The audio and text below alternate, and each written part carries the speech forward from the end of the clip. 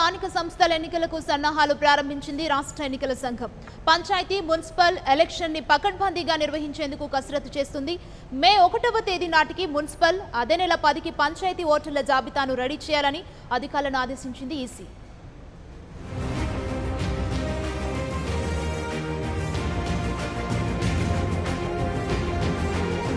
ఏపీలో మళ్లీ political fight start అవుతోంది. సార్వత్రిక ఎన్నికల్లో హోరాహోరీగా పోరాడిన నేతలు కాస్త రిలాక్స్ అయ్యారు. రిజల్ట్స్ వెలువడిన వెంటనే లోకల్ బాడీ ఎన్నికలు నిర్వహించాలని కసరత్తు చేస్తోంది ఎన్నికల సంఘం. అందులో భాగంగానే మే 1న మున్సిపల్ ఓటర్ల జాబితా రెడీ చేయాలని అధికారులను ఆదేశించింది ఈసీ. అదే నెల 10న పంచాయతీ ఓటర్ల జాబితా సిద్ధం చేయాలని తెలిపింది. కొత్త ప్రభుత్వం కొలువుదీరగానే స్థానిక సంస్థల ఎన్నికలు నిర్వహించేందుకు సర్వం సిద్ధం చేసుకుంటోంది. ఈ క్రమంలో మే 10లోపు పంచాయతీ, మున్సిపల్ ఎన్నికల ఓటర్ల లిస్ట్, రిజర్వేషన్ల ప్రక్రియ పూర్తి చేయాలని ఆదేశించింది.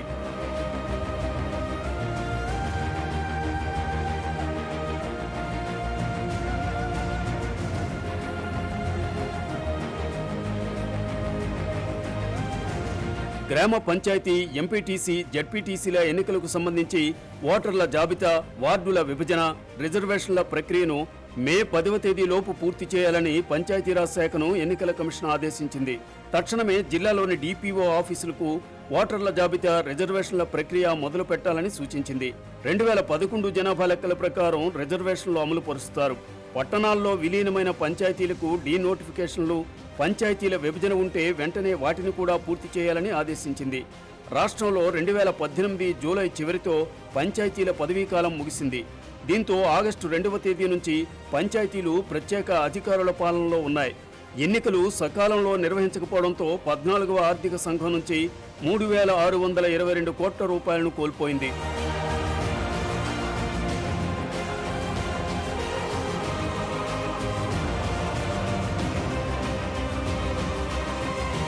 పంచాయతీలతో పాటు మున్సిపల్ ఎన్నికలు నిర్వహించేలా రాష్ట్ర ఎన్నికల కమిషన్ ఆదేశించింది. దీంతో మున్సిపల్ శాఖ యుద్ధ ప్రాతిపదికన ఎన్నికల ప్రక్రియను చేపట్టింది. రాష్ట్రంలోని 13 మున్సిపల్ కార్పొరేషన్లు, 110 మున్సిపాలిటీల్లో ఎన్నికల నిర్వహణకు అవసరమైన ఓటర్ల జాబితా సిద్ధం చేస్తున్నారు. రాష్ట్రం యూనిట్గా మున్సిపాలిటీలు, నగర పంచాయతీల్లోని వార్డుల్లో రిజర్వేషన్లు అమలు చేయాలని ఈసీ సూచించింది. ఇటీవల ముగిసిన అసెంబ్లీ ఎన్నికల ఓటర్ల జాబితా ఆధారంగా వార్డుల విభజన చేయాలని ఎన్నికల సంఘం తెలిపింది.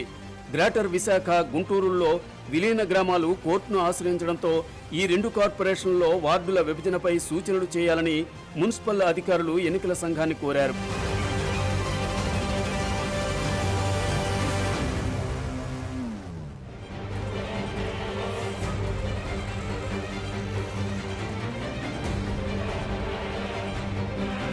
గ్రేటర్ విజయవాడ కార్పొరేషన్లోనూ విలీన సమస్యలు ఉండటంతో పాత వార్డుల ప్రకారం ఎన్నికలు జరపాలని నిర్ణయం తీసుకున్నారు.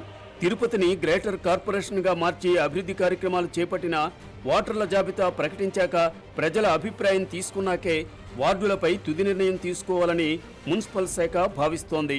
మరోవైపు మచిలీపట్నం మున్సిపాలిటీ ఈ ఏడాది జూలై 3కు కార్పొరేషన్గా మారుతుంది. ఎన్నికల షెడ్యూల్ నాటి పరిస్థితికి అనుగుణంగా మచిలీపట్నంలో ఎన్నికలు నిర్వహించాలని సూత్రప్రాయంగా ఎన్నికల సంఘం నిర్ణయించింది.